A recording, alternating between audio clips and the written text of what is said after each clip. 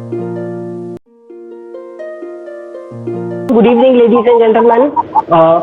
Welcome to the third and last session of Panchayat from House of Doodling Words. This session is an attempt to understand the need of translation in a pluralistic country like India. And this is my personal view regarding translation that the process is not as simplified as it seems. क्योंकि यदि हम सिर्फ translation को उसको literal meaning से देखें तो आम आदमी का मैंगो मैन और सुंदर की बेटी का ब्यूटीफुल डॉटर हो जाता है. So I think it is more appropriate to call it transcripting, where translator is converting it without harming the soul and heart of the original text. जो एक तरह से पूरा रिक्रिएशन है या फिर शायद उसे अडॉप्शन कहें तो और बेहतर होगा. तो आज हम ट्रांसलेशन या ट्रांसस्क्रिप्टिंग या अडॉप्शन जो भी टर्म से आप उसे जाने उसके बारे में बात करेंगे. And the host for this session is doctor Vandana Rajauria ji. She is the most accredited faculty of English department from Dr. Hari Singh Gaur Vishwavidyalaya, Sagar. She is author to 4 books, 20 research papers, and 11 chapters in various publications. And she has a diverse study of European and English language. So, welcome, ma'am, and thanks for joining us with the host as the host of this session. It's an honor and privilege that you're with us. The pleasure is mine, Varun. Thank you, ma'am. And joining with us, the 2 august guests, let me introduce them to my audience. Mr. Saurabh Roy. Mr. Saurabh Roy is a writer, poet, journalist, and translator. He served as a faculty in NIFT Bangalore, and currently he is teaching in Azim Premji University.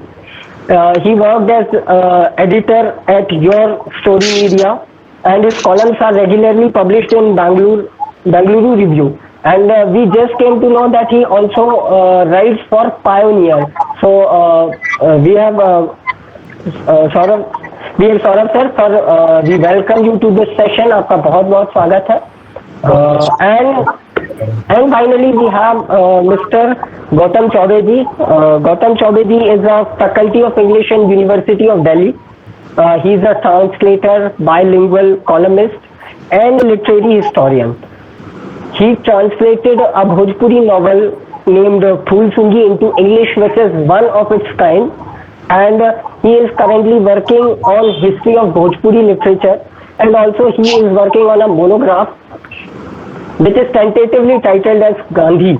So we welcome you all, our guest and the host, and I request Vandana ma'am to please conduct this session.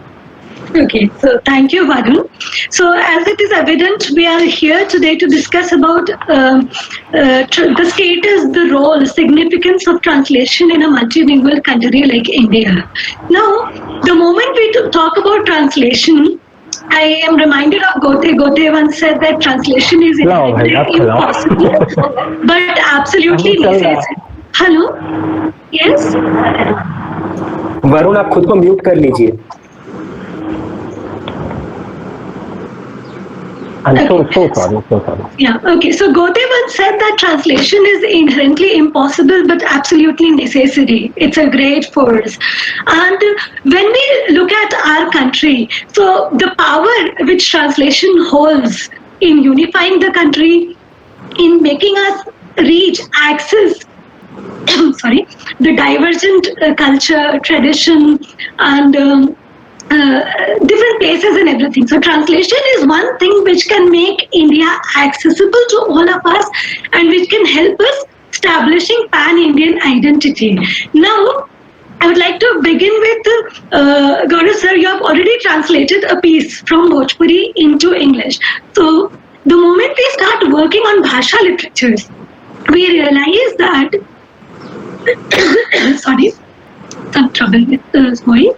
So we realize that translating from Bhasha literature, it is something really difficult, right? Translation of Bhasha literature into English, it poses many problems. So can you share some experiences with us about what made you choose to translate from Bhojpuri, this novel Phool Sungi, and what were your experiences about it? Question is from me. Thank you. The choice was natural. In every case, the choice of translation for the translator is natural. He's born into a language, right? No one in India is born into an English-speaking family. Some might pretend that they are English-speaking families, but if they dig deep into their own ancestry, right, bhasha will emerge, right? So if 2 generations after me, if my family pretends to be an English-speaking family, right, that would be a falsification of their own heritage. Right, so the choice was natural for me. I speak Bhojpuri, that's my mother tongue. It was made doubly natural because my maternal grandfather, Nanaji, he used to write in Bhojpuri. He wrote about 6 novels and a couple of epic poems, and used to edit a popular monthly called Bhojpuri Leher. And the choice was so the choice was always natural. But what led to some kind of alienation was the fact that I pursued English literature at Delhi University. So when I came to study here for my master's and for my PhD at Delhi University, I studied English. So it was only after I completed my PhD that I thought of switching back to what is my origin. That too, when a friend, his name is Munna Pandey, he pushed me in that direction. He said कि आप जाइए, आप इस किताब को लेके पढ़िए. Because as I was growing up, my mother would often read out Bhojpuri stories to me. So when I read this book, I felt a different kind of connect, right? And you quoted Goethe with his book called Memories of the Young Werther, right? Which is considered extremely emotional. If you don't weep, वो उस किताब को पढ़ के आप अगर रोते नहीं हैं तो लोग कहते हैं कि आपका दिल नहीं है. मैं नहीं रोया था. लेकिन जब फुलसुंगी मैंने भोजपुरी में पढ़ा तो मुझे ऐसे इमोशंस महसूस हुए जो अब तक किसी भी किताब को पढ़ के मुझे महसूस नहीं हुआ था. And I knew that this was the power of. I told my wife that this book needs to be translated. It has moved me in ways no book ever has. तो वहाँ से सिलसिला शुरू हुआ. And then when I started, I realized that we take the bhasha literature or the bhasha, जो भी भाषाएं हैं, very lightly, right? We think of them as subservient, as a language which we can master any time. After all, it's in our blood. तो कभी भी हम वापस जाएंगे और वो भाषा हमें नेचुरली आ जाएगी, पर ऐसा नहीं है. मैं भोजपुरी ठीक ठाक बोल लेता हूँ, लेकिन जब मैं भोजपुरी पढ़ने लगा तो हर तीसरे वाक्य में कोई ऐसा शब्द है जो मेरे समझ के बाहर हो. हर पन्ने पे कोई ऐसा फ्रेज आए जो बिल्कुल मुझे समझ में नहीं आए. So I had to keep people on speed dial. I had to call up my father, I had to call up my relatives, I had to speak to farmers in my village, who would take me through those words. उसके बाद एक word जो होता है उसका register, जैसे भोजपुरी का भी जो है, and that I believe is the case with every language. Her language का मल्टीपल रजिस्टर होता है. तो भोजपुरी जो बक्सर, जो मेरा डिस्ट्रिक्ट है, वहाँ जो जैसी बोली जाती है वो आरा में थोड़ी डिफरेंट हो जाती है. छपरा जो कॉन्टेक्स्ट है फुलसुंगी का, जहाँ की कहानी है, वहाँ भोजपुरी अलग तरीके से बोली जाती है. सो एक एग्जाम्पल में देखिए अपनी बात यहाँ खत्म करूंगा. जैसे पुरैन के पात एक एक्सप्रेशन था, पुरैन के पात, which I translated to leaves of lotus. Now Purain in my part of Bihar, which is Buxar, it means water lilies. In Chhapra and in Tirhut region, which is Darbhanga, the Maithil region, it means lotus. So I had to use the meaning of Purain, which was true to the context in which it was used. That is Chhapra. So I translated it as leaves of lotus. So those are the difficulties. I mean, we take bhasha for granted. We take our languages for granted. लगता है कि हिंदी तो आती ही है, भोजपुरी तो आती ही है, बांग्ला कौन सी बड़ी बात है. अंग्रेजी में अगर लिख पा रहे हैं तो कोई अचीवमेंट है, लेकिन ऐसा होता नहीं है. तो ये एक समस्या थी, लेकिन थैंकफुली लोग अभी भी भोजपुरी बोलते हैं, बाकी भाषाएं बोलते हैं, और उनकी मदद से ही ये ट्रांसलेशन हो पाया. मेरे अकेले के बस का ये नहीं था.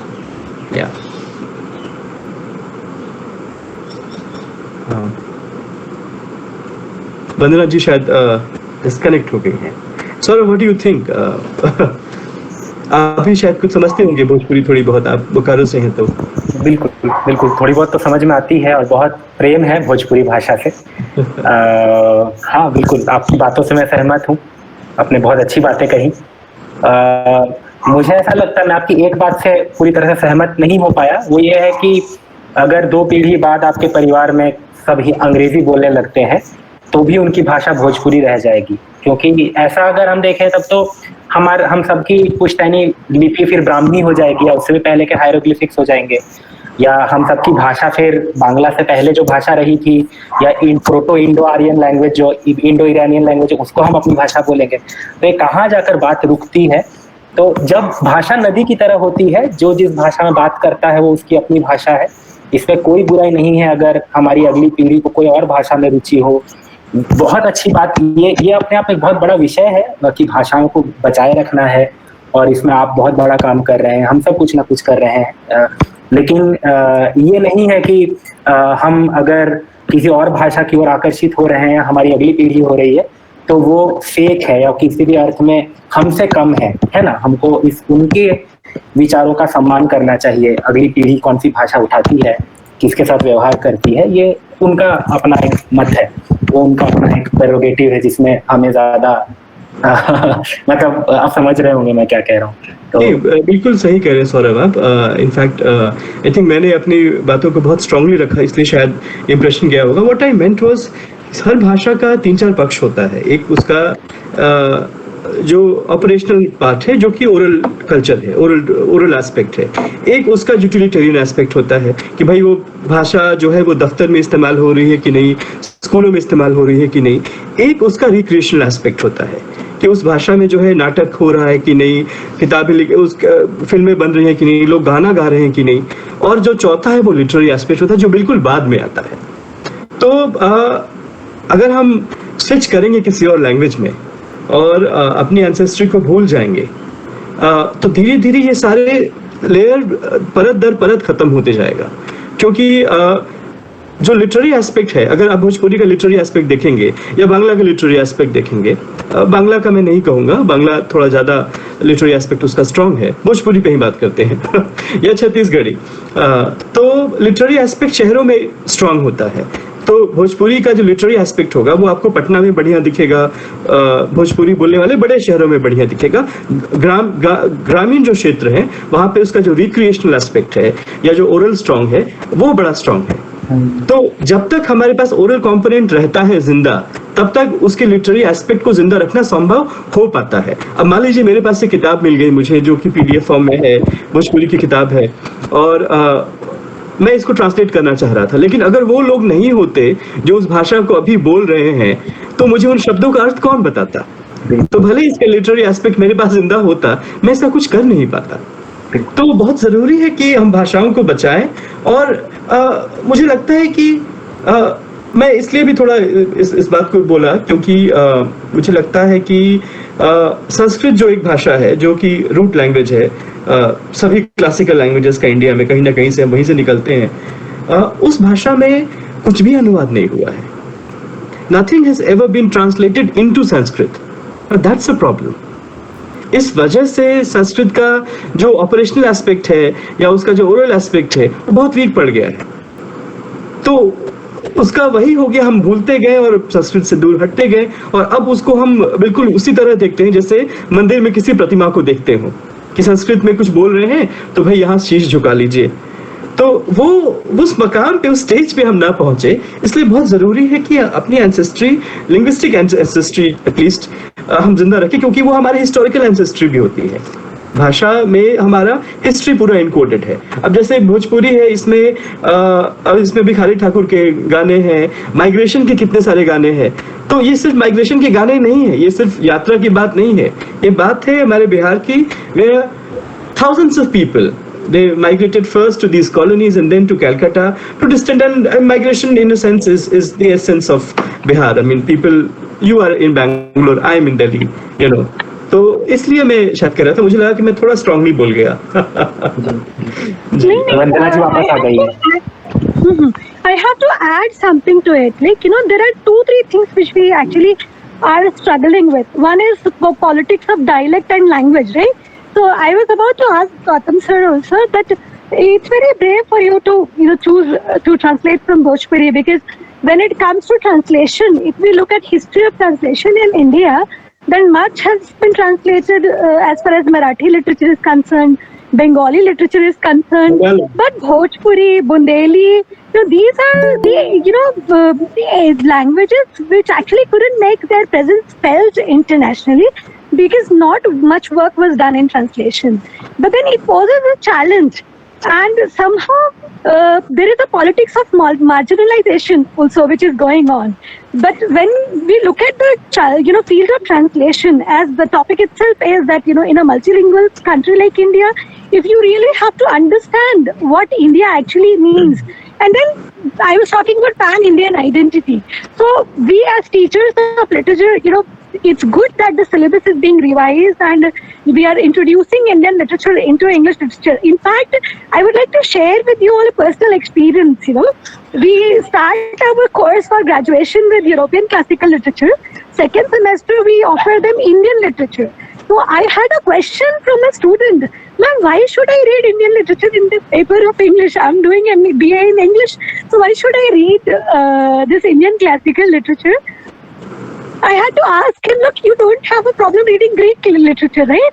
In translation, then why it's a problem when you are actually taking it up, Indian literature in translation? Then as Indians, one thing which we need to understand is that what would be our unique contribution to the world, right? If we don't turn to Indian languages, if we don't know our own literature, then what is it, unique that we would be in a position to offer to the world? But then, I would like to ask you, Saurabh-ji, you ever felt this thing that, there is a lapse in Indians themselves as far as, the approach to different languages are concerned? So there is a politics which is going on. So while people are more receptive to Marathi, to Tamil, to Bengali, they are very less inclined towards going to Bhojpuri or Bundelkhandi or Bagheli or Chhattisgarhi. Ever experienced any such thing? और what is your take on it? देखिए, भाषा की अगर बात की जाए तो भारत में बहुत सारी भाषाएं हैं. मतलब गणेश देवी ने इस पर काफी शोध किया है. उन्होंने लिंग्विस्टिक सर्वे ऑफ इंडिया पर काम किया है और उन्होंने कुछ 780 भाषाओं के बारे में उन्होंने लिखा है कि जो भारत में एग्जिस्ट करती हैं. और उन्होंने कहा कि और भी बहुत सारी भाषाएं हैं जिन पर अभी वो काम कर रहे हैं. यानी वो 10 वॉल्यूम्स में linguistic survey of India release करने वाले हैं. उन्होंने अभी तक सिर्फ 4 ही वॉल्यूम्स किए हैं जिनके लिए उन्हें साहित्य अकादमी ऑलरेडी मिल चुका है. तो बहुत बड़ा काम कर रहे हैं. अगर भाषाओं के पॉलिटिक्स की बात की जाए तो भाषाओं का पॉलिटिक्स कब नहीं था, हमेशा चलता रहता है. हम जब कहते हैं कोस कोस पे पानी बदले 4 कोस पे बानी, तो ये कोई बहुत गर्व की बात तो है नहीं कि 4 कोस पे बानी बदल जाती है. ये अच्छी बात है, हमारे लिंग्विस्टिक डाइवर्सिटी इन सब बातों को दर्शाता है. लेकिन ये एक तरह से अविकास का प्रतीक है ना, विकास का ना होना. यानी 4 कोस, यानी इंसान 4 कोस के बाहर निकल ही नहीं पाता था आज से 100 साल पहले, 200 साल पहले. 4 कोस में ही उसका दायरा सीमित रहता था और बानी उतनी की उतनी रह जाती थी. जैसे जैसे विकास होता जाएगा, डेवलपमेंट होता जाएगा, यानी 3 चीजें, लैंग्वेज, रिलीजन और गवर्नेंस, मतलब एम्पायर, ये तीनों चीजें रिलेटेड हैं. रोमन्स ने जब कैप्चर किया उन्होंने रोमन लैंग्वेज को फैलाया, अंग्रेजों ने जब कॉलोनाइज किया उन्होंने अंग्रेजी को फैलाया. आज के डेट में हिंदी का एक इम्पोजिशन जिसको लेकर डिबेट होता रहता है, ये अपने आप में स्वतंत्र भारत का एक वो है. हिंदी अपने आप में बहुत नई भाषा है. हिंदी मुश्किल से 200 साल पुरानी भाषा है जिस फॉर्म में हमारा बोल रहे हैं. और बहुत सारे लोग अभी भी हिंदी की ओर बढ़ रहे हैं. बहुत सारे लोगों के माता पिता भोजपुरी बोलते थे, बुंदेलखंडी बोलते थे, लेकिन उनके घर में भी हिंदी बोली जाती है. तो भाषा अपने आप को हावी करती रहती है. ये एक नेचुरल प्रोग्रेस है एम्पायर्स का और रिलीजन. ये उसके कैनन्स होते हैं जिसको बनाकर एक सिस्टम खड़ा होता है. इसको आप सिविलाइजेशन बोल सकते हैं, इसको आप कोलोनाइजेशन बोल सकते हैं, एम्पायर बोल सकते हैं, नेशन बोल सकते हैं. लेकिन ये इन्हीं चीजों पे खड़ा होता है. भाषा की जो पॉलिटिक्स है उसमें मुझे जिन बातों से पर्सनली जो समस्या रहती है, हिंदी इम्पोजिशन की अगर बात करें तो आपने भोजपुरी की बात की. बिहार में बहुत सारी बड़ी भाषाएं, मगही है और भी भाषाएं हैं, लेकिन बिहार की भाषाओं में सिर्फ मैथिली और भोजपुरी को ही भाषा का दर्जा मिला हुआ है, जो हमारे जो रजिस्टर्ड लैंग्वेजेस हैं, जो हमारे कॉन्स्टिट्यूशन में रिकॉग्नाइज्ड जो ऑफिशियल लैंग्वेजेस हैं.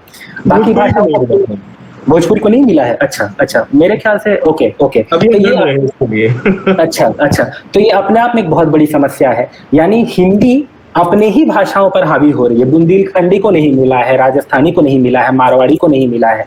इतनी सारी भाषाएं हैं जो जिनका अपना बहुत समृद्ध लिटरेचर है, लेकिन हिंदी इम्पोजिशन हम कहते हैं तमिलनाडु पर चल रहा है। चलिए वो बहुत बड़ी, वो वहाँ के लोगों की समस्या है, वहाँ के बच्चों को हिंदी से कोई व्यवहार नहीं करना है, फिर भी उनको हिंदी पढ़ना पड़ रहा है, मेहनत करनी पड़ रही है।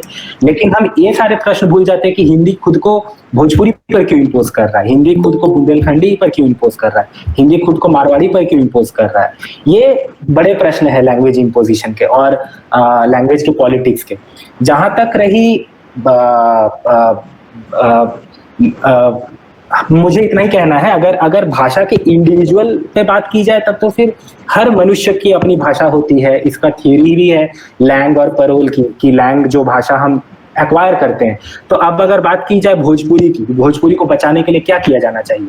जाहिर सी बात है भोजपुरी में अच्छा साहित्य आना चाहिए, भोजपुरी में अनुवाद होना चाहिए, भोजपुरी का टीवी चैनल होना चाहिए, भोजपुरी का न्यूज चैनल होना चाहिए। ये सारी चीजें होनी चाहिए। जैसे जैसे भोजपुरी अपने आप अपना लैंग मजबूत करेगा, अपना ऑफिशियल स्टैंड मजबूत करेगा, वो भाषा अपने आप पुनर्जीवित हो जाएगी। लेकिन इसमें फिर बहुत सारे इसमें इकोनॉमिक फैक्टर्स आ जाते हैं, इसमें बहुत सारी चीजें आ जाती है, कहाँ तक क्या पॉसिबल है, किया जा सकता है। तो ऐसे में भाषा को बचाना भी हमारे बस की बात नहीं है, और भाषाओं को किसी भाषा को किसी और के ऊपर इम्पोज होने से रोक पाना भी हमारे बस की बात नहीं है। ऐसे देखा जाए तो अगर सिर्फ हिंदी की बात की जाए तो हम कह रहे हैं कि एजुकेशन के माध्यम से हिंदी को इम्पोज किया जा रहा है, लेकिन हम ये भूल चुके हैं कि हिंदी का डिबेट बहुत पहले खत्म हो चुका है। हमारे देश में जितनी सरकारी नौकरियां हैं, आर्मी की नौकरी हुई, बैंक की नौकरी हुई, रेलवे की नौकरी हुई, उनमें हिंदी ही बोली जाती है। एक कर्नाटका का व्यक्ति भी अगर इंडियन आर्मी ज्वाइन करता है, वो कुछ करे ना करे उसको हिंदी बोलनी पड़ती है। हमारे देश में जो पॉलिटिकल कैनन है वो हिंदी को इम्पोज कर चुका है। बिना हिंदी बोले समझे आप इंडिया का प्राइम मिनिस्टर नहीं बन सकते, बहुत मुश्किल है आपके लिए कुछ कर पाना। एक तमिलनाडु का आदमी भी राहुल गांधी और मोदी का डिबेट हिंदी में ही सुन रहा होता है ना। ये और तीसरा जो बहुत बड़ा कैनन है वो है बॉलीवुड। बॉलीवुड इतना हावी है हमारे समाज पर कि तो इसमें साहित्य बहुत पीछे आ जाता है। अगर साहित्य में अगर भाषा में साहित्य की क्या भूमिका हो रही है, इसको हम रख के देखना चाहे, साहित्य बहुत पीछे चला जाता है। हाँ, इतना ही कहना है। पॉलिटिक्स पर अगर लैंग्वेज की पॉलिटिक्स की बात की जाए तो ये कुछ पॉइंट्स है जो मैं रखना चाह रहा था। Vanna ji, just to add to what Saurav had said, if we can complicate the question a little further, बिल्कुल मतलब अनऑफिशियली हमने हिंदी को लगा दिया है कि आप आर्मी में है, पॉलिटिक्स में है, आपको हिंदी बोलना, हिंदी आनी चाहिए, you need some functional understanding of the language. लेकिन हैरानी की बात यह है कि ये हिंदी वाले हैं कौन आखिर? ये कहाँ से आए हैं जो इम्पोज कर रहे हैं? ये पाकिस्तान से आए हैं या चाइना से आए हैं? नहीं, हिंदी इम्पोजिशन वही कर रहा है जो भोजपुरी बोलता है, हिंदी इम्पोजिशन वही कर रहा है जो राजस्थानी बोलता है, हिंदी इम्पोजिशन वही कर रहा है जिसकी भाषा पंजाबी है या गुजराती है। In fact, Gandhi was the first one to embrace the idea of a pan-Indian language, and he thought that Hindi fit the bill. तो ये एक चीज है जो हमें एहसास कराती है इस बात का कि ये जो संघर्ष हम कई बार सोचते हैं, when we think of this conflict between Hindi and other languages, I think, as he also pointed out, the conflict is in our head. In the operational sphere, we have conclusively settled this debate in favor of Hindi. मैं बच्चों को सुबह सुबह इन custody पढ़ाता हूँ अनीता देसाई की, और कहानी इन कस्टडी है एक हिंदी प्रोफेसर की जो एक उर्दू शायर का इंटरव्यू लेना चाहता है एक उर्दू पत्रिका के लिए, और उसकी त्रासदी है कि वो पढ़ाता हिंदी है लेकिन उससे मोहब्बत उर्दू से है, और उसकी पूरी जद्दोजहद है वो क्या करे कैसे करे, आखिर में वो ट्रैजिक ही होता है। तो एक भाषा कस्टडी में है और भाषा की जो कस्टोडियंस है वो कौन है? लेकिन कोई भी हो, जो कंक्लूजन ये है कि उर्दू का इतिहास here after is a history, will be history of loss, will be history with tragic consequences. तो कुछ डिबेट्स ऑलरेडी हमारे पब्लिक स्फेयर में सेटल हो चुकी हैं। हालांकि ये भी जरूरी है समझना कि जिन लोगों ने डिबेट सेटल किया है वही कई बार ये बात कहते हैं कि हिंदी को थोपा जा रहा है। अगर मैं हिंदी का प्रोफेसर होता या हिंदी का विरोधी होता, हिंदी का अगर मैं विरोधी होता तो मैं कहता कि हिंदी थोपा जा रहा है, लेकिन ये बात भी मैं हिंदी में बोल रहा हूँ, तो ये समस्या होती है। So we need to understand that the problem is in our head. There is no, मैं किसी यूनिवर्सिटी में अपॉइंटमेंट के लिए इंटरव्यू के लिए गया था कुछ सालों पहले, अभी तो मैं DU में हूँ, तो वहाँ मैंने मदर टंग अपना इंग्लिश लिखा था और भोजपुरी लिखा था application form में. And a very well-known professor from JNU, he took exception to it and he said, well, it's a very political thing to say that your mother tongue is Bhojpuri. I said, it's the least political thing to say. What is politics in my mother tongue? It's a language that I am born in. Right? So the political overtone that we assign, that we at times impose on certain linguistic conflicts are arbitrary, are at times even fabricated, which do not support the cause of Hindi, which do not strengthen the cause of Bhojpuri, but further create the rift. यहाँ पे मैं एक और बात जोड़ना चाहता हूँ, वंदना जी, माफी चाहता हूँ. दो बातें. पहली बात यह है कि जब हम एजुकेशन की बात करें, अभी आप नेशनल न्यू एजुकेशन पॉलिसी की बात कर रही थी, जब हम एजुकेशन की बात करें तो जब मैं छोटा था तो हमें 3 लैंग्वेजेस पढ़ाए जाते थे, अंग्रेजी, हिंदी और जो तीसरी भाषा थी वो थी संस्कृत.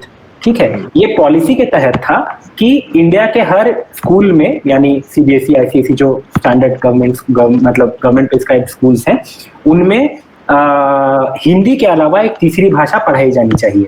और हिंदी को आप थर्ड लैंग्वेज के रूप में पढ़ा सकते हैं, अपने रीजनल लैंग्वेज को आप सेकंड लैंग्वेज के रूप में पढ़ा सकते हैं, लेकिन हिंदी को थर्ड लैंग्वेज के रूप में पढ़ाया जाना चाहिए, किसी एक लैंग्वेज के रूप में पढ़ाया जाना चाहिए. इसका पता है इफेक्ट क्या हुआ? पूरे दक्षिण भारत में हर किसी को कन्नड़ा सिखाया गया, साथ में हिंदी भी सिखाया गया, तमिल सिखाया गया, साथ में हिंदी भी सिखाया गया.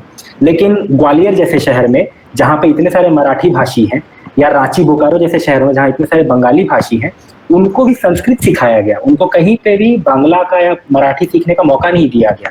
क्यों संस्कृत सिखाया गया? संस्कृत का क्या महत्व है? आज हम में से कितनों को संस्कृत याद है? सिर्फ एक अतीत मोह के कारण हम संस्कृत सीख कर बैठे. मैं अपने निजी जीवन में संस्कृत का इस्तेमाल करता हूँ, मेरे पास रामायण महाभारत संस्कृत में, मैं उनको पढ़ता हूँ, लेकिन मुझे नहीं लगता कि मेरा कोई भी और क्लासमेट है जो संस्कृत के साथ आज किसी भी तरह का कोई लेना देना रखता है. अगर मेरा कोई बंगाली मित्र जो बांग्ला लिखना पढ़ना सीख जाता, आज वो रविंद्रनाथ को अप्रिशिएट कर पाता. अगर मेरा कोई मराठी मित्र अगर मराठी लिखना पढ़ना सीख जाता तो मराठी को अप्रिशिएट कर पाता. दूसरा पॉइंट जो मैं लैंग्वेज इम्पोजिशन पे रखना चाहता हूँ, अगर हम 2001 और 2011 का सेंसस कंपेयर करें तो भारत की जितनी भाषाएं हैं, इंक्लूडिंग भोजपुरी, इंक्लूडिंग मैथिली, सारी भाषाओं के बोलने वालों का पॉपुलेशन बढ़ रहा है, सिर्फ एक लैंग्वेज को छोड़ के. अब बताइए वो कौन सी भाषा है? उर्दू. हमारे देश में उर्दू बोलने वाले लगातार कम होते जा रहे हैं. बाकी सारी भाषाएं, कन्नड़ा, कोंकणी, तमिल, तेलुगु, सारी भाषाओं के स्पीकर्स बढ़ते जा रहे हैं. ये एक बहुत बड़ा पॉलिटिक्स है, इसके पीछे एक बहुत बड़ा पॉलिटिक्स काम कर रहा है, और हमें पता है वो किस तरह का पॉलिटिक्स है, वो कहाँ से स्टेम कर रहा है. तो हमें इन बातों का भी स्टॉक लेने की जरूरत है. Today we are not to talk about this politics of language and marginalization of any language, so we are deviating a bit. But yes, my one take would be certainly different from yours. What I personally feel is, you start talking about language, you deviate in all directions. It's very slippery. नहीं, जहाँ तक संस्कृत का सवाल है sir, मेरी समझ थोड़ी आपसे भिन्न हो जाती है इसमें. मैं एक लिटरेचर की प्रोफेसर हूँ, और हम जब साहित्य पढ़ाते हैं तो मुझे लगता है कि भारतीय परिप्रेक्ष्य में यदि हमें भारतीय साहित्य को, और मैं यहाँ भारतीय साहित्य की बात कर रही हूँ जब, तो मैं राधा कृष्णन के संदर्भ में बात कर रही हूँ कि जब हम भारतीय साहित्य कहते हैं तो भारतीय साहित्य एक है, पर वो बहुत सारी भाषाओं में है. And there is somewhere something which is one, which is unifying, which is common in them all. तो मुझे लगता है कि साहित्य, भारतीय साहित्य को बेहतर तरीके से अप्रिशिएट करने के लिए संस्कृत साहित्य की समझ आवश्यक है. लेकिन दुर्भाग्य तो ये है कि जिसे कन्नड़ पढ़ाई गई वो कन्नड़ बोल तो सकता है, पर जिसे हम संस्कृत पढ़ाते हैं वो संस्कृत नहीं बोल सकता. और क्या पता यदि बंगाली पढ़ाते तो वो बंगाली भी बोलने लायक दक्षता हम उसको दिला पाते कि नहीं दिला पाते. एक पेपर हम पढ़ाते हैं मॉडर्न इंडियन लिटरेचर, उसके कभी कभी स्टूडेंट से मैं बात करती हूँ, मैं कहती हूँ कि अगर आपने ये लैंग्वेज लिया है, मॉडर्न इंडियन लैंग्वेज, सॉरी, तो अगर आप ये लैंग्वेज पढ़ रहे हैं तो कम से कम कम्युनिकेटिव एबिलिटी आपको इस लैंग्वेज में आ जानी चाहिए. खैर, हम इस बारे में कभी और बात कर सकते हैं.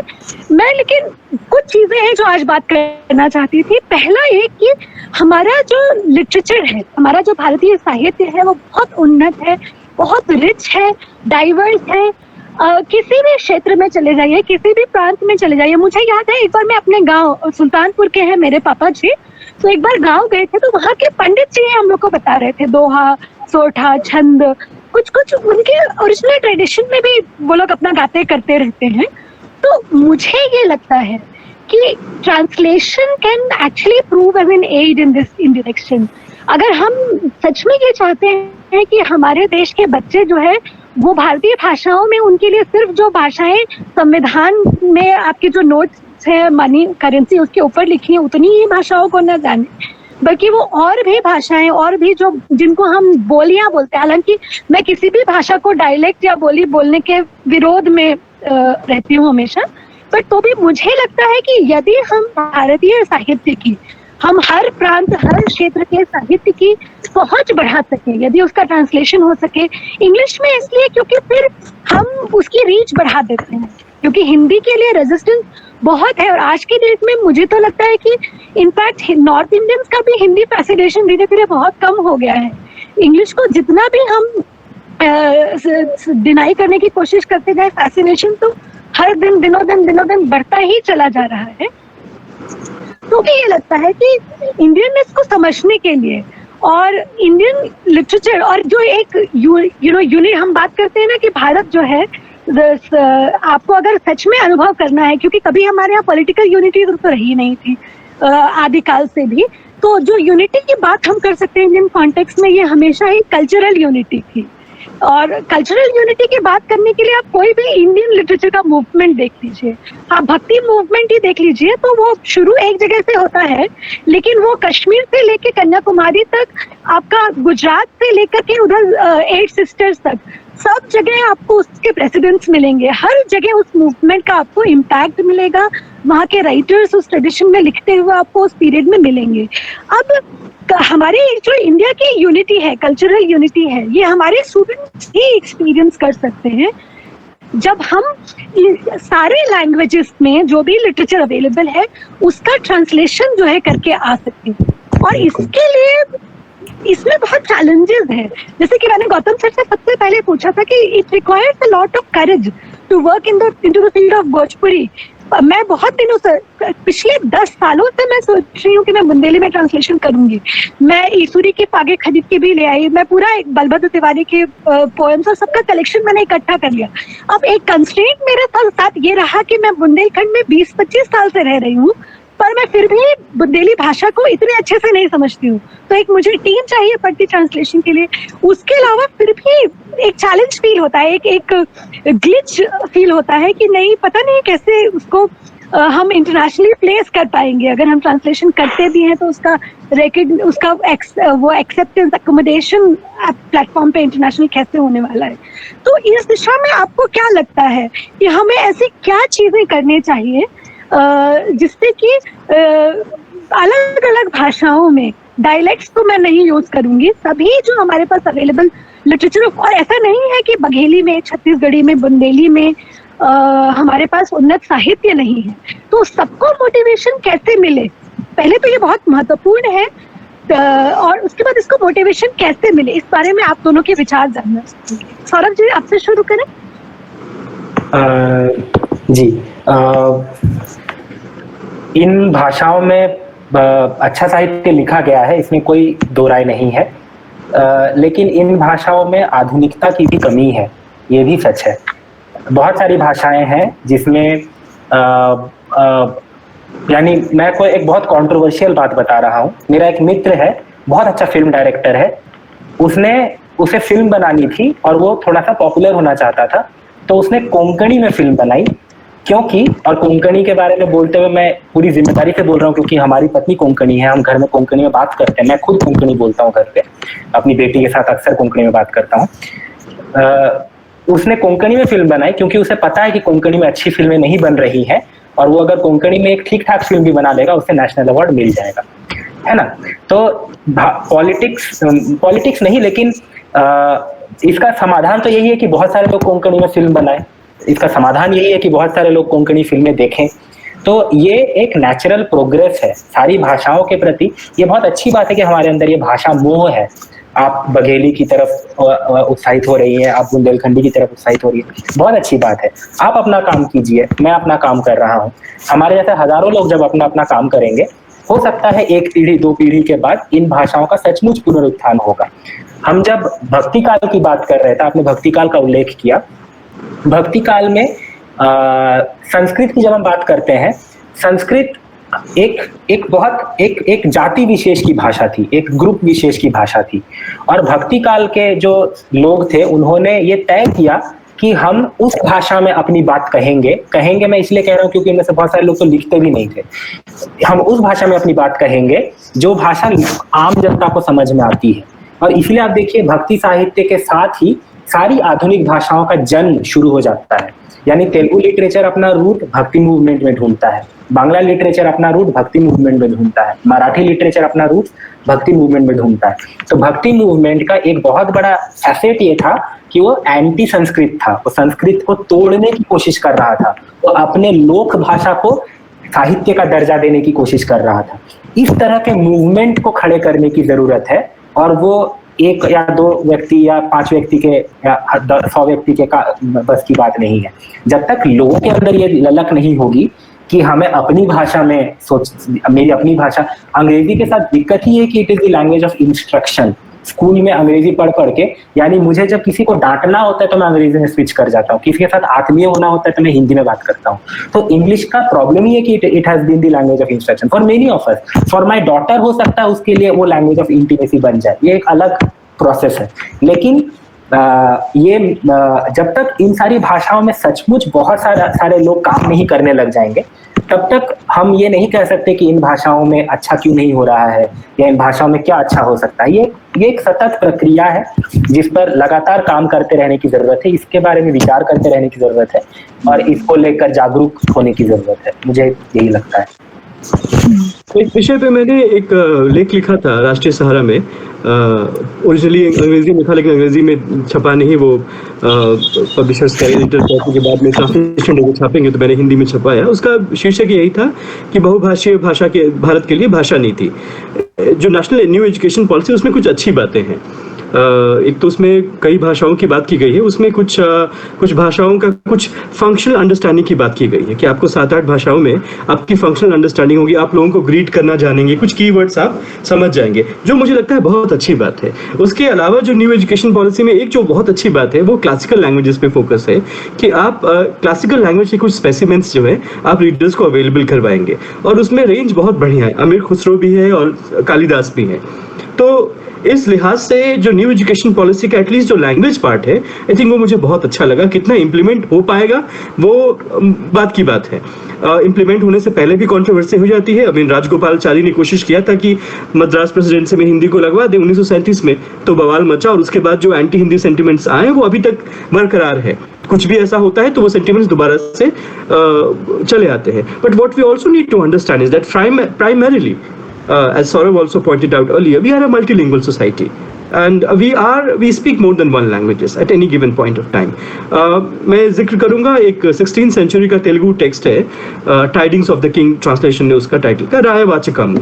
उसमें जो विजयनगर किंगडम को ध्यान में रख के बनाया गया है उस टेक्स्ट में, and it has been it's mentioned in the text that an ideal king who hopes to one day rule the Vijayanagar empire should know 8 languages.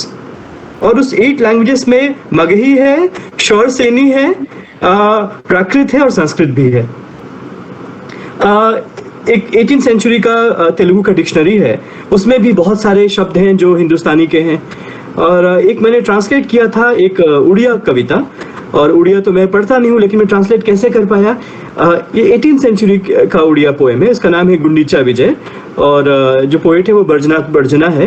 मैं ट्रांसलेट इसलिए कर पाया क्योंकि जो सेक्शन मैंने ट्रांसलेट किया वो अवधि में था। So 18th century Odia poem, narrative poem में एक लंबा सेक्शन है जो कि उड़िया स्क्रिप्ट में लिखा है लेकिन वो अवधि में है। तो पुरी जो था वो एक वैसा एक स्पेस था जहाँ पे हर तरह के लोग आते थे, और ये पोएट पुरी में बेस्ड है, ब्रजनाथ बर्जना, तो पुरी में बेस्ड है, तो ये उन्होंने अवधि सीख ली है। तो स्क्रिप्ट तो नहीं आता है लेकिन भाषा इन्होंने सीख ली है। तो एक लंबे पोएम में एक ठीक ठाक बड़ा हिस्सा, लगभग 400 लाइन का हिस्सा इन्होंने अवधि में लिखा है। तो प्राइमरीली हम लोग जो है वो मल्टीलिंगुअल हैं। जो मल्टीलैंग्वेलिज्म कहाँ खत्म हुई हमारी या कहाँ वीकन हुई, इस पे मेरे प्रोफेसर हरीश त्रिवेदी, आप शायद आप से कुछ लोग जानते होंगे उनको, प्रोफेसर हरीश त्रिवेदी को, उन्होंने बड़ी मजेदार बात कही कि अंग्रेजी के आने से ही, ट्रांसलेशन शुरू होने से ही, अंग्रेजी में ट्रांसलेशन शुरू होने से ही कई हद तक ये मल्टीलैंग्वेलिज्म अफेक्टेड हुई। और प्रामाणिक बात है, मुझे भी मेरा जो खुद का PhD है वो हिंदी पब्लिक स्फीयर पे है, early 20th century Hindi public sphere पे है। तो 1935 में एक भारतीय साहित्य परिषद की परिकल्पना हुई थी, and people got together from different parts of country, and they thought that we must have a forum that would encourage the translation of nation centric literature. राष्ट्र को ध्यान में रख के लिखी गई किताबों का अनुवाद करेंगे अलग अलग भाषाओं में। तो अगर कोई तेलुगु में कोई नेशन सेंट्रिक लिटरेचर है तो उसको हिंदी में लाएंगे, अगर कुछ हिंदी में है तो उसको तेलुगु में करेंगे। और एक बड़ा व्यापक सा एडिटोरियल बोर्ड बना, इसमें सारे लैंग्वेजेस के रिप्रेजेंटेटिव थे। और गुजराती को कौन रिप्रेजेंट कर रहा था? खुद महात्मा गांधी। गुजराती जो पोर्शन था वो गांधी के उसके लिए रिस्पॉन्सिबल थे। लेकिन ये चला बहुत बढ़िया, शुरू में खूब उत्साह के साथ चला, लेकिन ये जब हमें अंग्रेजी आ गई तब हमने सोचा कि अब कम्युनिकेशन के लिए हमें उन लैंग्वेजेस की जरूरत नहीं है। We don't need Telugu to speak to a Telugu speaker. We can safely assume that he would also have a smattering of English, and with the help of those words and verb forms, we can at least communicate. तो English के आने से, English में translation होने से भी इस परंपरा को नुकसान पहुंचा है। इसलिए बहुत जरूरी है कि भाषाओं में भी ट्रांसलेशन, बिल्कुल इंग्लिश में तो बहुत अच्छी बात है, मैंने ट्रांसलेट कर दिया और पेंगुइन ने छाप दिया और लोगों ने पढ़ लिया, और इटली में भी पढ़ा, फ्रांस में भी पढ़ा, लोग मेल लिखते हैं, अच्छी बात है। लेकिन भोजपुरी में भी कुछ फ्रेंच का अनुवाद हो, ये भी जरूरी है, तभी भोजपुरी साहित्य समृद्ध होगा। वरना जो सौरभ ने कहा बिल्कुल वही होगा, इसमें आधुनिकता का अभाव रहेगा। मैं जब आधुनिक भोजपुरी साहित्य को ढूंढता हूं तो मुझे बहुत ज्यादा स्पेसिमेन नहीं मिलते हैं, जबकि भोजपुरी में लगभग 2-3 हजार किताबें लिखी गई हैं। तो जब तक वहां से यहां नहीं आएंगे, और तब तक यहां से वहां जाना भी काफी नहीं होगा। ये तो एक तरह से प्रदर्शनी लगी कि हमने भोजपुरी साहित्य का एक स्पेसिमेन ट्रांसलेट किया, I chose the best specimen and I set it out, put it in front of the world for the people to read. But what about bringing their literature to my people? तो वो बहुत जरूरी है, और इसलिए कुछ अच्छे प्रयास हुए थे। NBT ने शुरू किया था एक आदान प्रदान परियोजना, आई थिंक सौरभ जानते होंगे, कि अच्छे टेक्स्ट को सारे लैंग्वेजेस में अवेलेबल करवाने। अच्छी तेलुगु की कोई किताब है तो हिंदी, मराठी, गुजराती सारे लैंग्वेजेस में उसको अवेलेबल करवाने के लिए मैंने खुद ट्रांसलेट किया है। आंध्र बेते जो is one of the foremost scholars in India, to quote Ramchandra Guha, he is the most brilliant man alive in India at the moment. उनकी कोई किताब किसी और भाषा में ट्रांसलेट नहीं हुई है। And it's unthinkable for me because I've read so much of Andhra Bite. I'm sure Saurav must have read as well. And every student who studies literature, history, sociology reads Andhra Bite. But he has never been translated. तो Oxford ने शुरू किया था और मैंने उनकी एक किताब को हिंदी में अनुवाद किया, जो 1-2 महीने में शायद आ जाए। लेकिन ये परियोजना भी बंद हो गई ऑक्सफोर्ड की। For some reason Oxford, because of again market एक बहुत बड़ा फैक्टर होता है, they had to shelve this whole project. So we need more of these projects. Of course, we need translation in English, but we need translation across Indian languages as well. Gautam sir, आपने एक बहुत important point add किया। 2-3 चीजें और, क्योंकि हमारा समय हमारे पास कम बचा है, तो मैं लाना चाहूंगी डिस्कशन में। उसमें से एक बात ये हो जाती है कि translation as an upcoming field, it's very promising. आज के बच्चे क्यों, उन्हें ट्रांसलेशन में काम करना चाहिए, ट्रांसलेशन में अपना भविष्य देखना चाहिए, इस पे आपकी क्या राय है? या भविष्य है भी कि नहीं है? What do you think? भविष्य कैसे नहीं होगा? आप देखिए हमारे देश की जो हमारा फेडरल स्ट्रक्चर है, that's based on language, it's linguistic organisation of states. So एक मुल्क जिसका आधार है, वहाँ भाषा की अहमियत कभी कम हो ही नहीं सकती है। In fact, in workplace also, I've noticed that people who are multilingual, who can speak more than one languages, they are in demand, they do well, and they excel. That is something I have noticed. As far as the economics of translation is concerned, that is the remunerative economics, it is rewarding at sometimes. I mean, if you translate a book, say if you manage to translate say 4 or 5 books a year, I mean, you're looking at a good amount of money if you get good publishers. So that's important. But for any activity to thrive, whether it's translation, whether it's cinema, or whether it's democracy, people have to take interest in it. अगर लोग vote देना बंद कर दे तो democracy का क्या अर्थ रह जाएगा? अगर लोग किताबें पढ़ना बंद कर दें तो पब्लिकेशन का क्या अर्थ रह जाएगा? अगर लोग हमारी भाषाई विरासत, लिंग्विस्टिक डाइवर्सिटी और जो कल्चरल विरासत है उसके प्रति मोह रखना या उसका सम्मान करना छोड़ दें, तो फिर उस विरासत की अहमियत क्या रह जाएगी? फिर तो कुछ सालों तक हम इंग्लिश बोलेंगे और 300-400 साल के बाद हम सब चाइनीज बोलेंगे. The rate at which China is increasing its fluence, it's very likely. तो बहुत फ्यूचर है ट्रांसलेशन में, बहुत फ्यूचर है. और ट्रांसलेशन को रेम्यूनरेटिव भी है और ट्रांसलेशन को एक मिशन की तरह से देखना चाहिए. अगर हम में से हर आदमी, आप अगर बुंदेलखंडी किसी एक टेक्स्ट को ट्रांसलेट कर दी, मैंने एक भोजपुरी को ट्रांसलेट कर दिया, कोई छत्तीसगढ़ी ट्रांसलेट कर दी, कोई राजस्थानी ट्रांसलेट कर दे, क्या मजा आ जाएगा. पहली बार स्पेसिमेंस हमें मिलेगा पढ़ने के लिए. और एक translation activity multiple translation activities को ट्रिगर करती है. It's almost like a chain reaction. So now I have offers from publisher asking, and they're just asking me what do you plan to translate next? Just let us know. And these are good publishers, big ones. Just let us know what do you want to translate next. And there are other people who reach out to me because they want to translate, and they want me to tell them which are the texts that they need to look into, or what are the books, or where are the books, where are these Bhojpuri books. ये भी एक समस्या होती है.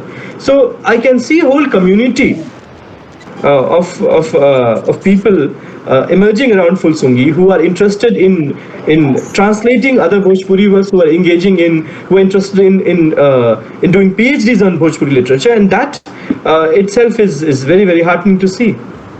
Yeah, that's what I was saying, if we can make, the younger generations understand that your unique contribution, if you wish to work in the field of language and literature, then, if you choose to work on these, things, then you can make your unique contribution to the world, and you can inspire a movement, something very significant, right?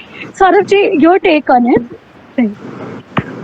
बिल्कुल, गौतम जी ने बहुत अच्छी बातें कही. मैं अगर अपनी ओर से बस इतना ही जोड़ना चाहता हूँ कि एज एन इंडिविजुअल राइटर मैं मूलतः कविताएं लिखता हूँ, या कविताओं को अपना धर्म मानता हूँ, अगर आप कहें तो. धर्म उस अर्थ में नहीं, रिलीजन के अर्थ में नहीं, लेकिन जिसे आप जीते हैं, जिसे आप ब्रीद करते हैं. तो मैं कविता पढ़ाता भी हूँ, कविता रात दिन मेरे हाथ में कोई ना कोई कविता की किताब रहती है, मैं पढ़ता रहता हूँ, तमाम भाषाओं की किताब है. मेरा काम भी अनुवाद का कार्य है, मैंने कविताओं को ही केंद्र में रखकर किया है.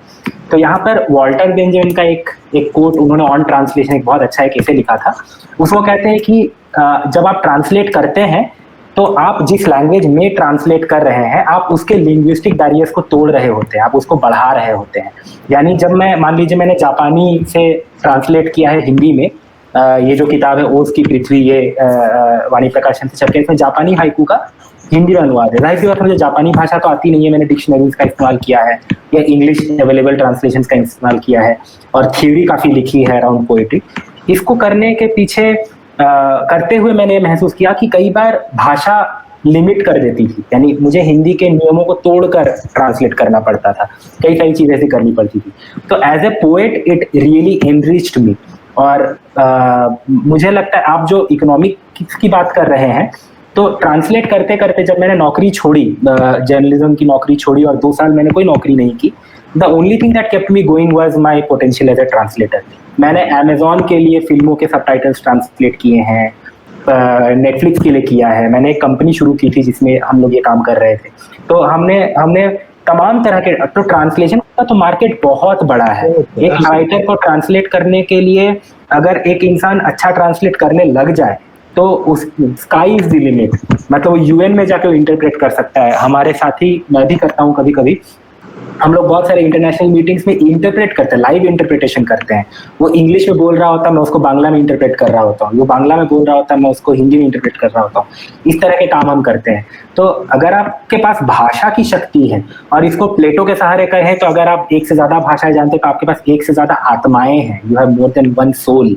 तो अगर आपके पास, इस मामले में भारतीय बहुत ब्लेस्ड है, आई फील बहुत ज्यादा ब्लेस्ड है. हमें सबको 2 भाषा तो कम से कम आती है, कईयों को 4-5 भाषाएं आती हैं. तो ये एक अपने आप में बहुत बहुत अच्छी बात है. तो मुझे इसका इकोनॉमिक्स तो इसका है ही अपने आप में, but as an individual, as a poet, आपने शुरू में कहा हार्ट एंड सोल, मैं इसमें रिदम भी ऐड करना चाहूंगा। अगर आप ट्रांसलेट कर रहे हैं तो रिदम को भी ट्रांसलेट करना पड़ता है, at least when we are translating poetry. तो बहुत सारी चीजें आपके साथ आ जाती है जो आपको एज एन इंडिविजुअल राइटर आपको बहुत इंक्रीज कर रही होती है। मैं बस इतना ही यही कहना चाह रहा था।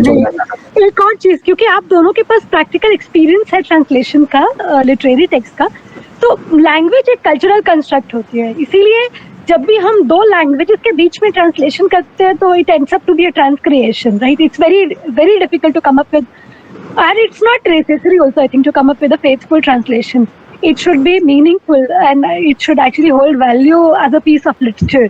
तो कुछ practical tips जो आप लोग दे सके आपके पर्सनल एक्सपीरियंसेस से हमारे स्टूडेंट्स को, कि अगर वो ट्रांसलेशन के फील्ड में अपना करियर बनाना चाहते हैं तो उन्हें क्या चीज़ों का ध्यान रखना चाहिए, क्या करना चाहिए, कैसे शुरुआत करें और आगे इसको कैसे वो आगे बढ़ा सकते हैं। गौतम सर से शुरू करें। देखिए, ट्रांसलेशन की कोई थ्योरी हमारी, मतलब ट्रांसलेशन की किताबें ढेर सारी हैं। अब तो इंडियंस ने भी ढेर सारी लिखी है। हरीश त्रिवेदी ने खुद सूजन बैसलेट के साथ बहुत सारी अच्छी किताबें लिखी हैं। लेकिन जो ओरिजिनल हमारी ट्रांसलेशन की थ्योरी है इंडिया में, वो नॉन एग्जिस्टेंट है। एक ही थ्योरी है जो कहते हैं मक्षिका स्थाने मक्षिका, कि आप अगर किताब को पढ़ रहे हैं और किताब को ट्रांसलेट कर रहे हैं और किताब के जिस पन्ने को ट्रांसलेट कर रहे हैं, अगर उस पन्ने पे एक मरी हुई मक्खी चिपकी है तो आप एक मक्खी को पकड़िए और जिस पन्ने पे आप ट्रांसलेट करें उस पे मार के चिपकाइए और उसके बाद फिर आगे बढ़िए। मक्षिका स्थाने मक्षिका, तो बिल्कुल लिटरल ट्रांसलेशन कीजिए, जो बहुत मजेदार नहीं होता है। वो इतना स्टिफ हो जाता है कि पढ़ने में बिल्कुल मजा नहीं आता है। और इसकी जरूर, और हमारे पास थ्योरी, इंडियन थ्योरी इसलिए भी नहीं क्योंकि जैसा सौरभ जी ने भी कहा और जैसा मैंने राय वाचिकामू के हवाले से भी कहा कि हम फंडामेंटली मल्टीलिंगुअल हैं, तो हमें जरूरत महसूस नहीं हुई। अभी इंग्लैंड में जरूरत है कि एक भाषा बोलते हैं, यूरोप में जाएंगे तो कोई और भाषा है तो समस्या होगी। हम तो ऐसे ही चलते फिरते कोस वाली बात है, यहाँ पे अच्छी बुरी जैसे भी है, यही बात है हमारी। तो सबसे जो बेहतर तरीका ट्रांसलेशन का होता है, किसी भी भाषा की रिदम बहुत इंपॉर्टेंट होता है, सौरभ ने कहा, और वो रिदम पकड़ने में आपको वक्त लगता है। भोजपुरी का रिदम फॉलो करने में मुझे 2-3 महीने लगे। तो सबसे जो बेस्ट अप्रोच है ट्रांसलेशन का, और वो है कि नंबर 1 आप अभ्यास कीजिए, क्योंकि ट्रांसलेशन थ्योरी की किताबें पढ़ेंगी तब आपका जिंदगी में कभी ट्रांसलेशन करने का मन नहीं करेगा। तो सबसे जरूरी है कि आप शुरू कीजिए, आप अभ्यास कीजिए। Number 2, read as much. Any good writer, behind every single line that we write, if it is worth its salt, are 50 different books. तो ट्रांसलेशन के केस में भी जो ट्रांसलेशन के बेहतरीन किताबें आई हैं, जो सबसे अच्छी ट्रांसलेशन किताबें आई हैं, जो बहुत मुश्किल नहीं है ट्रेस करना, वो पढ़िए। अगर आप 19th सेंचुरी के किसी टेक्स्ट को ट्रांसलेट कर रहे हैं तो आप उसके लिए चेतन भगत का ट्रांसलेशन नहीं देखेंगे, आप किसी 19th सेंचुरी के टेक्स्ट के ट्रांसलेशन को ही देखेंगे, तभी आप उस वर्ल्ड व्यू को समझ पाएंगे, तभी आप उन ऑब्जेक्ट्स को समझ पाएंगे, तभी आप उन रिदम और पैटर्न को समझ पाएंगे, तभी आप उन स्पीच पैटर्न्स को समझ पाएंगे।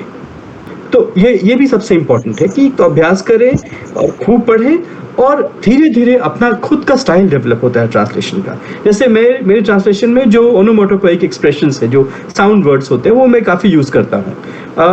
एक रीडर को वो अच्छा नहीं लगा, बहुत सारे रीडर्स लिखते हैं फुलसुंगी के बारे में, एक ने कहा कि ये तो बड़ा बचकाना सा लगा मुझे। मैंने कहा ठीक है, आपको बचकाना लगा तो लगा, पर मैं तो ऐसे ही करूंगा क्योंकि बाकियों को अच्छा लगा और मुझे वो फेथफुल लगा। तो परफेक्ट ट्रांसलेशन नहीं हो सकता है, आप कुछ भी ट्रांसलेट करें आपको गालियां मिलेंगी। आप कितना भी बढ़िया ट्रांसलेट करें, कोई एक सज्जन आएंगे और वो कॉलर ठीक करते हुए कहेंगे कि ठीक तो किया है लेकिन और अच्छा हो सकता था। इन बातों से अफेक्टेड नहीं होना है, भाषा पे पकड़ होनी चाहिए, अभ्यास भरपूर कीजिए, अच्छी ट्रांसलेटेड टेक्स्ट को बहुत केयरफुली पढ़िए, भाषा के रिदम को समझिए, and gradually you will have your own style of translation. बिल्कुल मैं पूरी तरह से सहमत हूँ गौतम जी से। इसमें एक बात मैं यही जोड़ना चाहूंगा जो गौतम जी शुरू में ही कह चुके हैं। उन्होंने जब फुलसुंगी के ट्रांसलेशन करने की प्रक्रिया पर बात की कि जब आपको कोई काम पढ़ते हुए ऐसा लगे कि इसको ट्रांसलेट किए बिना मैं रह ही नहीं सकता, वहीं से शुरुआत कीजिए। या तो पैसों के लिए ट्रांसलेट कीजिए जब बहुत ज्यादा पैसे मिल रहे हो, या तो अपने इंटरेस्ट से ट्रांसलेट कीजिए। किसी की जबरदस्ती में आके कोई आपको बोल रहा है कि ट्रांसलेट कर दो तो कर दिया, ये मत कीजिए। आपको जो सचमुच लगता है कि this is worth sharing with the rest of the world, तभी आप ट्रांसलेट कीजिए। मैंने भी जब ट्रांसलेट, पहला काम जो मैंने ट्रांसलेट किया था, मैंने एक नाटक देखा था मार्क्स इन सोहो, जिसमें कार्ल मार्क्स कंटेम्प्रेरी यूएस में आ जाते हैं और बिल्कुल कंटेम्प्रेरी पॉलिटिक्स के ऊपर वन एक्ट, मतलब मोनो प्ले है, एक ही कैरेक्टर है जो पूरे प्ले को ड्राइव कर रहा है। तो मैंने उसको और उस वक्त मैं क्लिनिकल डिप्रेशन में भी चला गया था किन्हीं कारणों से, तो मुझसे उस वक्त कुछ और नहीं दिखा जा रहा था। तो मैंने पता नहीं कैसे आधी रात को मैंने उठाया और ट्रांसलेट करना शुरू किया। एक हफ्ते में पूरा प्ले ट्रांसलेट कर दिया। अगले 2 महीने में मैंने हॉवर्ड जिन जो नाटककार हैं, जो इतिहासकार हैं प्रमुखतः, उन्होंने नाटक भी लिखे हैं, तो उनके बाकी प्लेस ट्रांसलेट किए और फिर वो कुछ सालों बाद राजकमल से छप के किताब आई। तो मैंने कभी नहीं सोचा था कि मैं ट्रांसलेट करूंगा अपने जीवन में, लेकिन वो ऐसा एक मोमेंट था जब मुझे लगा कि I can not stop myself from translating and I went ahead and did what I had to do. ये मुझे लगता है सौरभ ने बात की जिससे मैं रिलेट कर पा रहा हूँ कि मजबूरी में ट्रांसलेट न करें। आई होप मेरे पब्लिशर नहीं सुन रहे हो, अभी कुछ ट्रांसलेट जो कर रहा हूँ मैं, अभी एक खास किताब में कर रहा हूँ। किताब अच्छा है, लेकिन मुझे पता नहीं क्यों ऐसा लग रहा है कि मजबूरी में ट्रांसलेशन हो रहा है। So I am trying to wiggle my way out of it, but I know it's not possible. I will have to do it, so I just sit down and just finish it. But ये बहुत ज़रूरी है। अगर आपको अंदर से लग रहा है कि ये ट्रांसलेशन आपको नहीं करना है, तो आप अच्छा ट्रांसलेशन नहीं कर पाएंगे, बड़ी मुश्किल होती है। It's almost soul deadening. Yeah. It's a bestseller. What I'm translating is a Hindi bestseller. But the fact that I don't find my soul in the book is creating a lot of problem. It's affecting me creatively. You know, so Phulsungi के वक्त अगर एक शब्द के लिए मेरे पास 4 शब्द आ रहे थे अल्टरनेटिव, यहाँ पे वो चॉइसेस सिमट के 2 हो जाते हैं। वंदना जी, आप you have to म्यूट पर हैं आप खुद का म्यूट कीजिए वंदना जी। हाँ, सॉरी गौतम जी, ट्रांसलेशन के बारे में कई बार ये कहा जाता है कि better than the original, right? तो मुझे लगता है कि इसका एक ही सोल्यूशन हो सकता है, मतलब ट्रांसलेशन में तो सारे स्टूडेंट्स के पर्सपेक्टिव से भी, सारे फ्यूचर ट्रांसलेटर्स के पर्सपेक्टिव से भी सोचती हूँ that as translators we should always look forward to excellence, and if we can create something which is better than the original, then it would be something wonderful, right? And as आप दोनों ने बहुत ही important points, translation as an exercise, as a prospective field, हमने इन सब चीजों पर बात की। अभी मुझे लगता है ऑडियंस में से अगर Varun, do we have any questions from the audience?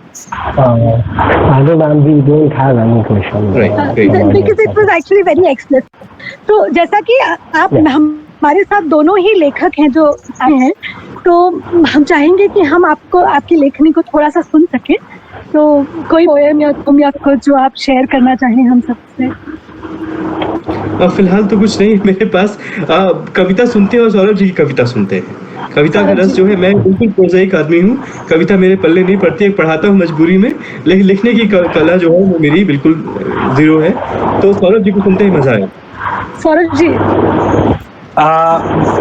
मैं अपनी एक ओरिजिनल कविता ही सुनाता हूँ, ट्रांसलेशन तो आप पढ़ भी सकते हैं। एक कविता सुनते हैं, उसके बाद खत्म करते हैं। एक ही कविता सुनाऊंगा, ज़्यादा आपका समय नहीं लूंगा। अभी बच्चों की कविताओं पर थोड़ी बात चल रही थी, तो मैंने सोचा एक बच्चों की ही कविता सुनाई जाए। विवाद चल रहा था, बात तो नहीं, थोड़े समय पहले से। ये कविता है पहाड़ों में ज्यामिति क्लास। एक मिनट, ये कविता है नहीं मेरे पास यहाँ पर, पता नहीं कहाँ निकल गया। खैर, एक दूसरी कविता मैं सुनाता हूँ आपको। ये कविता है सोई बिटिया। ये कविता मैंने अपनी बेटी के लिए लिखी थी जब वो 1 महीने की हुई थी। सोई बिटिया।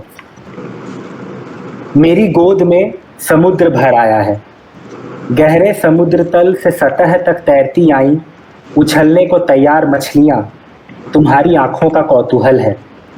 अपने अनमनेपन में जानती हैं जो चांद एक झुनझुने से बढ़कर कुछ नहीं है।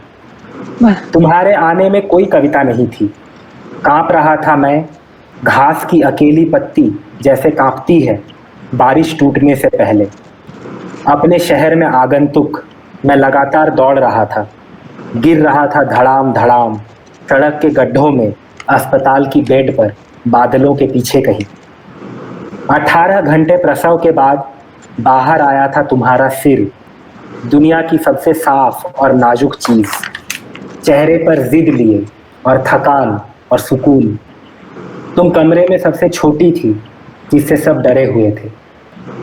मुलायम गमछे में लिपटी अब तुम महफूज हो, दूध से भरी हुई डकारती हिचकियां लेती बड़ी हो रही हो लगातार।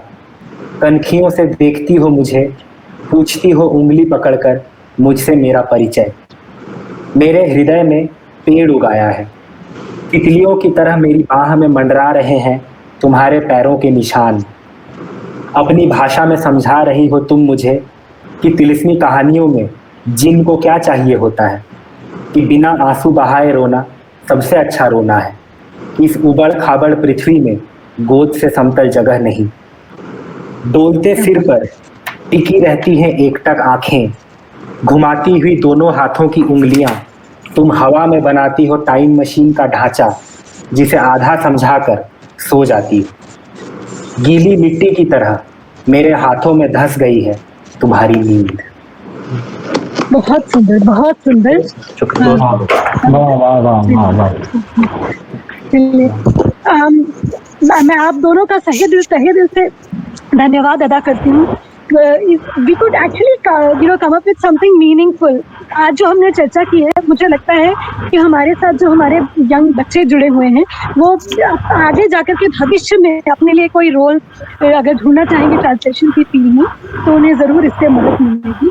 तो सौरभ जी, गौतम जी, आपका बहुत बहुत धन्यवाद। आपसे इंटरैक्ट करके बहुत अच्छा लगा और बहुत कुछ सीखने को मिला। So I am really thankful to you and over to you Varun. और थैंक यू सो मच। कर रहे हैं बच्चे, तो आगे करेंगे ही। ये बच्चे ऑलरेडी बहुत अच्छा कर रहे हैं, इतनी अच्छी मुहिम शुरू की इन्होंने, इसीलिए मेरे तैयार भी हुआ। ऐसा माहौल है कि मन नहीं करता है ऑनलाइन कन्वर्सेशंस में आने के लिए, लेकिन इन बच्चों का चेहरा देखकर और इनके प्रयास को समझ के मुझे लगा कि बहुत ज़रूरी है, बहुत अच्छा कर रहे हैं बच्चे। And I am very sure we will get to read what they write in times to come, will get to interact as colleagues in times to come, and we look up to them. Just as they've given us a platform and they've thought of us as worthy of sharing our thoughts with them, we consider them as our worthies, and we look up to them. Congratulations. Actually, Gautam sir, you said it right. I'm so proud of these students, all of them. So it's like you just have to tell them, and they're already there doing it.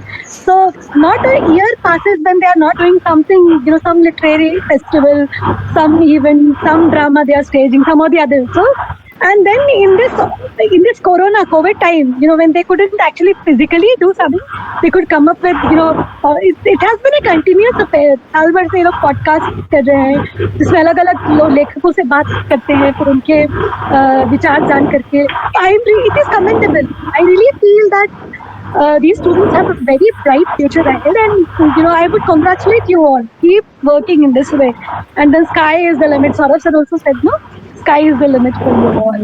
Right. Okay. Yes, Varun. Thank you so much, Vandana ma'am, Saurabh sir and Gautam sir for this thought-provoking session. हम वाकई में बहुत कुछ सीख कर जा रहे हैं, और जो लोग भी हमारे साथ जुड़े होंगे, चाहे फेसबुक लाइव से हो या यूट्यूब लाइव से हो या जो गूगल मीट पर भी हैं, उनको बहुत सारी बारीकियां ट्रांसलेशन के बारे में इससे जानने मिली। आप तीनों का बहुत बहुत आभार इस शानदार सेशन के लिए, इतने ज्ञानवर्धक सेशन के लिए और पथ प्रदर्शक सेशन के लिए। We are very much thankful to you. On behalf of doodling words, I thank you all three of you कि आप आए, अपने इतने व्यस्त शेड्यूल में से आपने हमारे लिए टाइम निकाला और इतनी बढ़िया बढ़िया बातें हमारे साथ साझा की। बहुत बहुत धन्यवाद। बहुत बहुत धन्यवाद आप सभी का, बहुत बहुत धन्यवाद। Thank you. Harsh and Ritik, Harsh, please come in. Let us.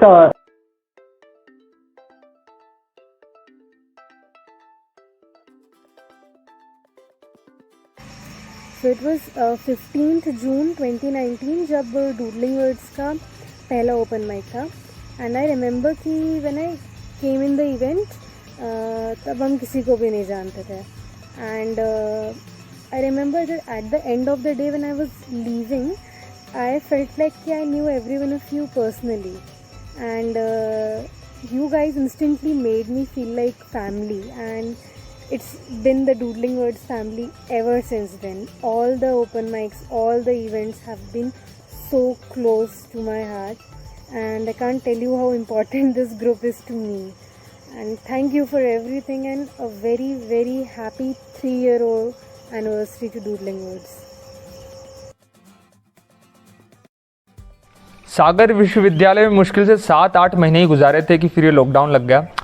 लेकिन उन 7-8 महीनों में जो सबसे बेहतरीन चीज़ मैंने पाई है उसका नाम है डूडलिंग वर्ड्स। डूडलिंग वर्ड्स का मैं बेहद ही शुक्रगुजार हूँ, और शुक्रगुजार हूँ अनुज भैया का, जिनकी वजह से मैं डूडलिंग वर्ड्स से जुड़ा। सबसे यादगार मेरे लिए जयपुर वाला इवेंट रहा, उसे मैं पूरी ज़िंदगी नहीं भूल सकता हूँ। बस एक खेद मेरे मन में है कि डूडलिंग वर्ड्स ने मुझे बहुत कुछ सिखाया है, बहुत कुछ दिया है, लेकिन मैं अपनी तरफ से डूडलिंग वर्ड्स को कुछ खास नहीं दे पाया हूँ, तो वो भी करेंगे। आखिरी में बस इतना कहूँगा कि डूडलिंग वर्ड्स मोहब्बत है अपनी। धन्यवाद। वैसे तो DW के साथ की सारी ही मेमोरीज बहुत ज़्यादा मेमोरेबल रही हैं, बट अगर मोस्ट मेमोरेबल बोला जाए तो the first one is Indore trip and the second one is Jaipur trip. ये दोनों मेरी लाइफ की सबसे बेस्ट ट्रिप्स रही हैं, और ये सब DW की वजह से है। So I want to thank DW and wish all the luck. मैं जब पहली बार DW की मीट में आई थी तब मैं क्लास 9th में थी 2019 में, और वहाँ पर सबने पहले बहुत अच्छे से वेलकम किया। और जब मैंने पढ़ना शुरू किया तो वहाँ पर किसी ने भी ये नहीं अजम्पशन बनाया कि ये छोटी है तो इसको लिखना नहीं आता होगा, ये पता नहीं क्या पढ़ेगी, या ऐसा कुछ भी नहीं था। सबने उतने ही अटेंटिवली सुना, और एंड में जिसको जो लाइन पसंद आई थी वो मुझे पर्सनली बताई थी, और इम्प्रूवमेंट के प्लेसेस भी उन्होंने मेंशन किए। तो वो जो कॉन्फिडेंस वहाँ मिला वो मैं आगे भी कैरी कर पाई, और इस बात के लिए मैं DW को बहुत बड़ा थैंक यू कहना चाहती हूँ। And a very happy 3rd anniversary to doodling words. Alright, so it's been 3 years now. We have just completed 3 years of our journey, and believe me, it's been fabulous till now. With each passing event, each passing meet, मैंने कुछ नया सीखा, और अभी as a writer, as a performer, आप जो भी देख रहे हैं उसमें एक मेजर कंट्रीब्यूशन डूडलिंग वर्ड्स का भी है। And I still believe that the best is still yet to come. So prepare yourself, because हम नहीं रुकने वाले, हम इसी तरह बढ़ते चलेंगे। एंड दुष्यंत कुमार जी ने कहा भी है कि कौन कहता है आसमान में सुराख नहीं हो सकता, एक पत्थर।